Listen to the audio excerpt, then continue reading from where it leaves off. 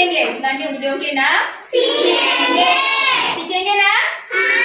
तो एक गीत के जरिए हम सीखेंगे। शुरू करें गीत? हाँ। ये हमारा दायां हाथ, ये हमारा बायां हाथ, दाएं हाथ की 5 उंगलियां, बाएं हाथ की 5 उंगलियां,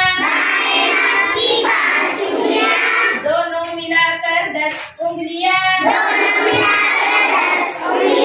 जम्मत जम्मत करेंगे,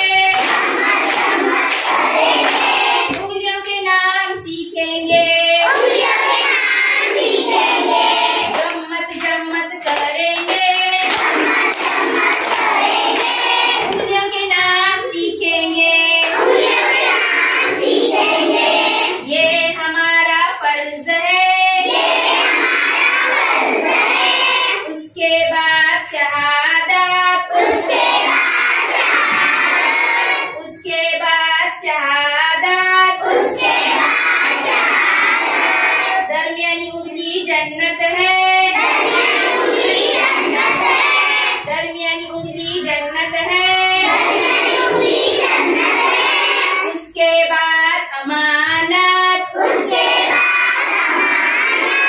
उसके बाद अमानत, आखिर में है सबसे छोटी, आखिर में है सबसे छोटी,